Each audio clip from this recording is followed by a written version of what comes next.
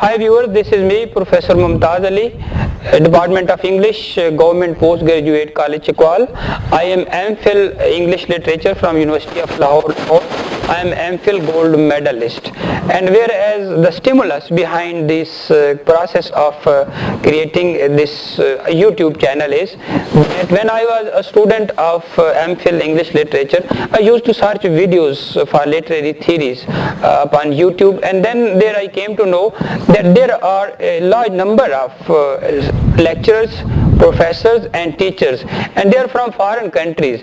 And I was shocked to know that there is not even a single professor, teacher or lecturer from Pakistan who is on YouTube with reference to literary theories. Then at that same time I decided to take this initiative, and now I have taken this initiative and I have titled my this channel, which is called Theory and Literature on Edge, and I welcome all of you people to this title.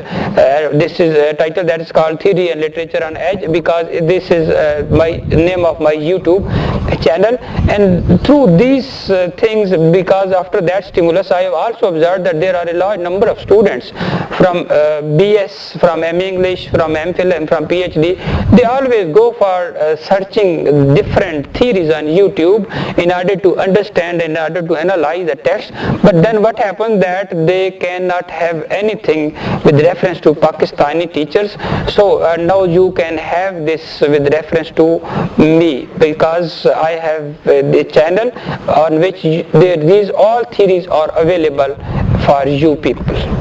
Theory and Literature on Edge focuses upon the meanings of a text. Now, whereas the concept of text is concerned, it means that each and everything in this universe is a text. A man is a text. All the ideologies, political ideologies, social ideologies, cultural ideologies, and there are religious ideologies. So all the ideologies, each and every ideology is a text. And at the same time, that a text is also a discourse. And we can also say that this discourse is also a narrative. So where does lie the meanings of this text? This is the thing that is a part of this literary theory, and this is the part of this channel, and you will learn all these things. It means that after learning these all theories, you will be in the position not only to know the meanings of a drama, novel, short story or poetry, but you will also understand the meaning of the life itself.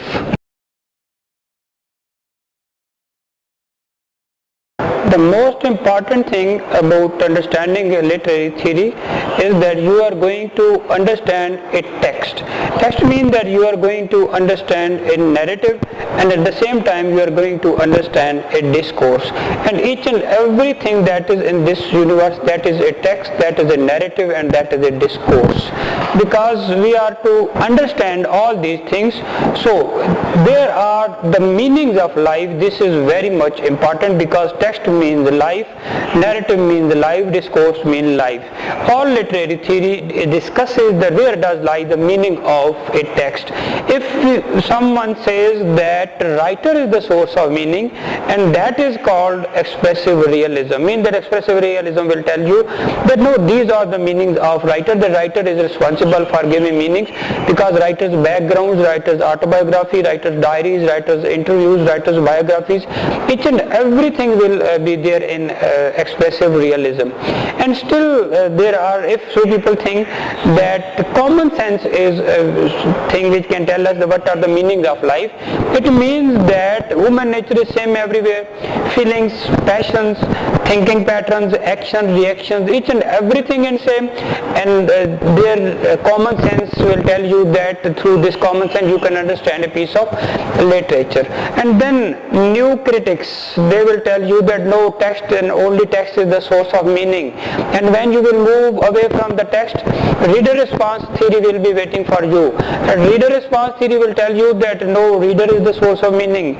Reader's own personal feelings, emotions, thinking patterns, desires, wishes, each and everything will be in the mind of the reader when reader will discuss, and you will come across reader response theory. And then If you move towards structure, that nothing can be understood in isolation, structuralism will be standing with you. And then if you move toward Arthur Fry and archetypes or archetypal criticism, means that you can understand them through archetypes, and more main types of archetypes are, the first one is tragedy, then there is comedy, then there is that thing that's called we say romance, and then there is satire. So these things you can understand, and satire will be waiting for you.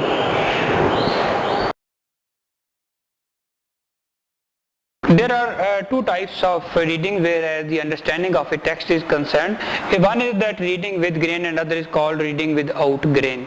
And this title or this channel, which is titled Theory and Literature on Edge, it will teach you how to go through a piece of literature with grain and how to go through a piece of literature without grain. Means that how to read it with grain and how to read it without grain. It means that there are certain things which are directly prescribed by the writer, and still there are certain things which are not directly prescribed by the writer. It means that by using different techniques, by using different theories, we can understand that perhaps these are also the parts of this text, and in this way we can understand a text in a best manner.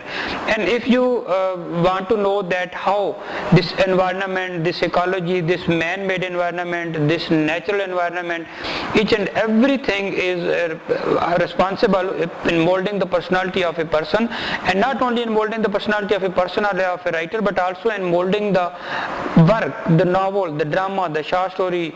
It means that ecology will be waiting for you, or eco-criticism or green studies. They will tell you that what is actually, what is ecology, what is the role of ecology. And then the next thing is, certain critics say the style is most important. The way you say is very much important than what you say. What you say is also important, but the way you say is very much important, and their stylistics will be waiting for you. Stylistics will tell you that how different devices are being used in order to give meaning to a piece of literature.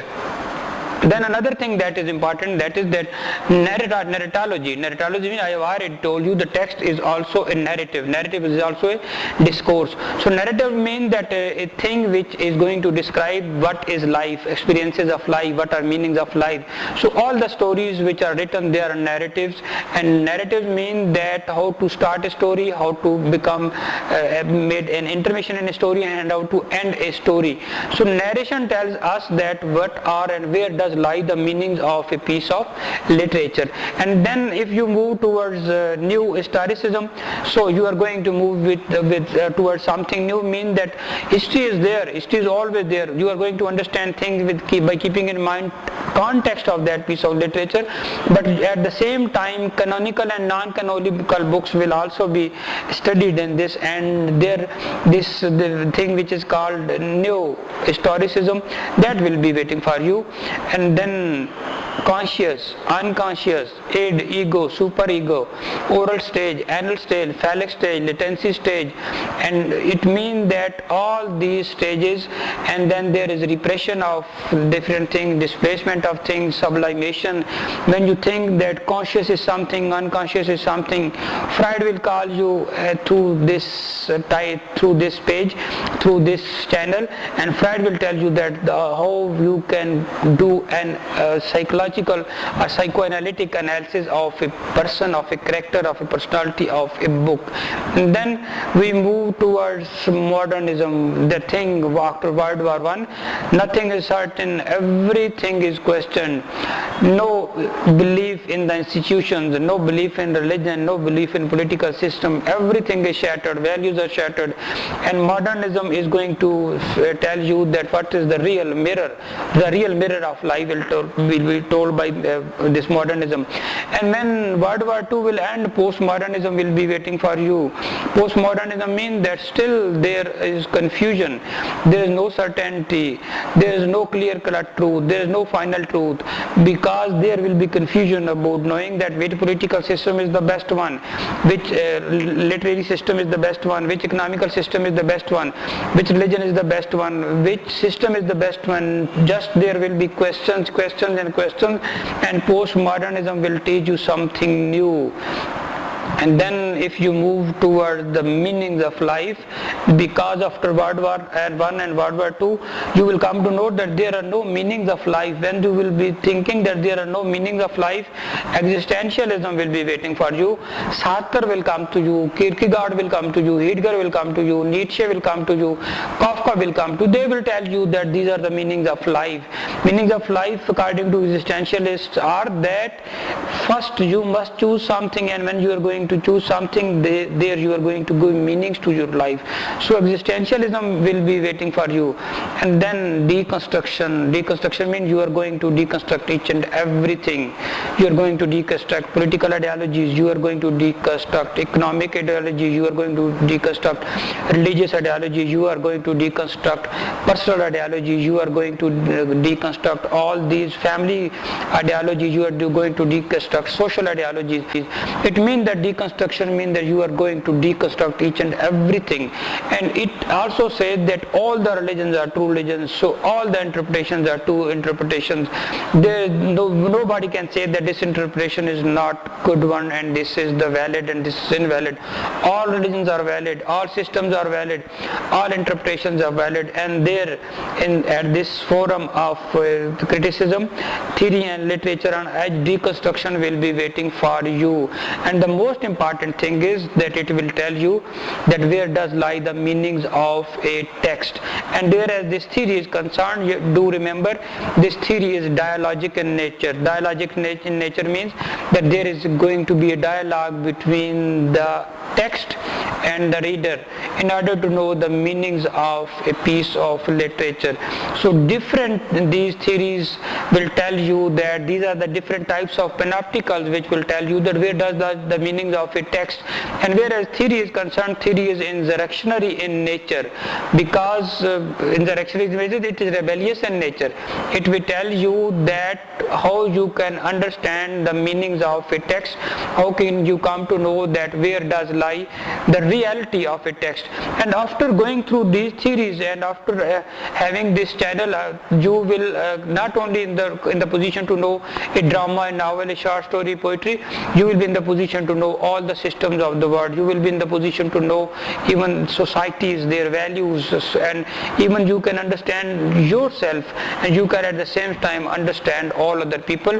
And the last but not the least thing I want to share with you people, that I am the first gold medalist, M.Phil gold medalist professor of the history of government postgraduate college, Chakwal, since 1949, and I am from English department. And whereas the second credit that goes to me is that I am the first one, not only from government college Chakwal, but also from not only from Punjab but from the whole Pakistan, whose lectures are available on YouTube with reference to literary theory. I am the first one.